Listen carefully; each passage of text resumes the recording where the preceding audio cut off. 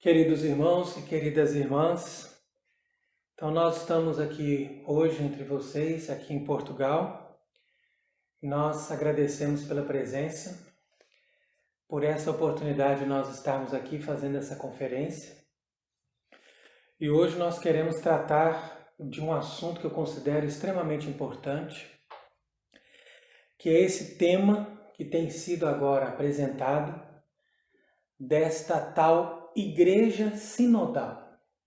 Então, recentemente agora, Francisco fez uma locução para preparar as pessoas para entender o que significa essa Igreja Sinodal. Essa dimensão de sínodo, ou seja, de uma constante escuta, segundo eles, das pessoas que estão na base. Então quer dizer que nós não temos mais uma igreja que ensina, que vem de uma autoridade, mas nós temos a consumação de um processo revolucionário que vai dar origem a uma igreja totalmente democrática. Então é isso que nós precisamos entender, porque nós devemos prestar atenção nisso que está acontecendo. Essas pessoas não percebem que ele tem usado da autoridade de alguém que se apresenta como chefe de toda a igreja para fazer um magistério paralelo, ou até poderíamos dizer que ele tem feito um anti-magistério para desmontar aqueles valores fundamentais que foram colocados como os princípios da Igreja Católica. Mas todas essas coisas que nós normalmente ficamos ali tentando encontrar um erro ou alguma coisa de bom, não passam de coisas secundárias. O que está realmente por trás desse magistério de Francisco é uma construção de uma nova maneira de conceber o catolicismo.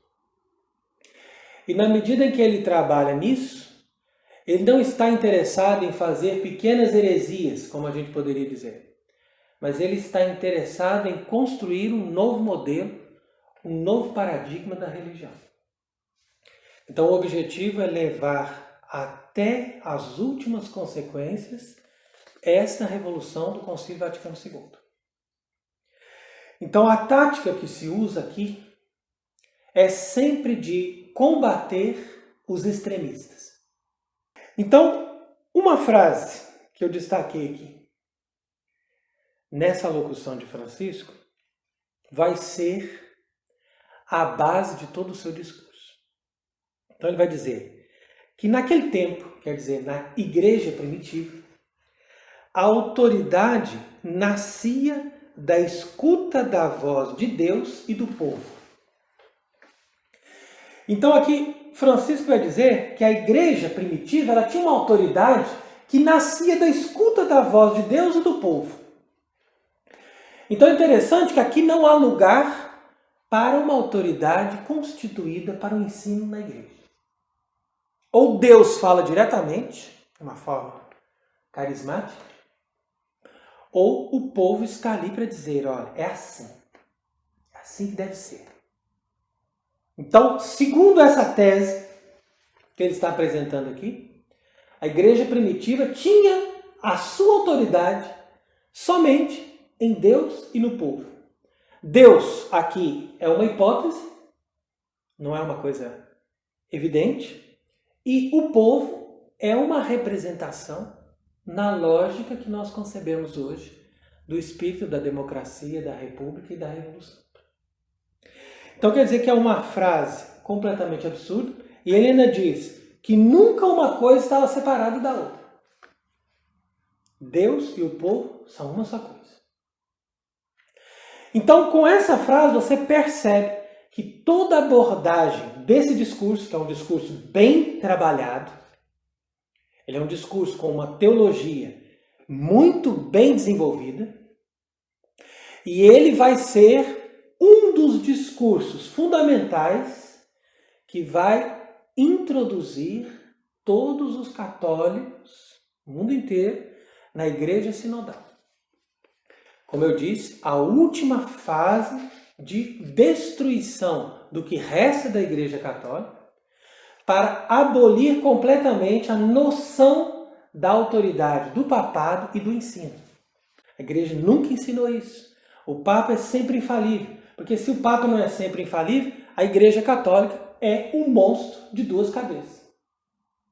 Monstro de duas cabeças significa o Papa que ensina a verdade, quando baixa um espírito nele, de vez em quando, a cada não sei quantos anos, e a outra cabeça é o Papa que comete heresias diárias no seu ensinamento absurdo e que nós somos obrigados a engolir, e algumas entidades iluminadas vão nos dizer quando ele falou o erro e quando ele disse a verdade. Então é esse monstro de duas cabeças que nós queremos apresentar hoje como a Igreja de Cristo, a única fonte da verdade e da revelação. Imagina? Então é nesse absurdo que nós temos que prestar atenção, sim, no que diz Francisco, no seu magistério ordinário, que não só é herético, é muito pior do que é herético. Ele é um desenvolvimento mais profundo de toda a teologia protestante e modernista que vai chegando agora no seu ápice e que vai se apresentando como algo que, com a autoridade de alguém que se diz Papa, mostra que nós podemos romper, sim, com aqueles paradigmas fundamentais da Igreja Católica. Então ele vai dizer o seguinte, que o cristianismo deve ser sempre humano. E não somente humano, mas humanizante. E esse é o perigo, é aqui a tonalidade perigosa desse humanizante que está presente em todos os discursos da Nouvelle Théologie, como nós chamamos, a nova teologia, que foi desenvolvida no fim do século XIX, começo do século XX, que deu origem ao Vaticano II. Então, quando São Pio X ele condenou o movimento do Sillon, que ocorreu no começo do século XX na França, ele mostrava isso, que o Sillon apresentava o cristianismo como algo que começa no homem e termina no homem, e que é feito com a finalidade de garantir o bem-estar do ser humano. Então seria esse o sentido humanizante que ele destaca aqui. E ele vai inclusive dizer que nós temos que reconciliar as diferenças e as distâncias, transformando em familiaridade e proximidade. Como todas as frases são dúbias, então eu preciso sempre explicar. Isso pode ser lido de uma forma muito bonita, né? Não há nada mais bonito do que transformar diferenças, conflitos, em familiaridade, em amizade.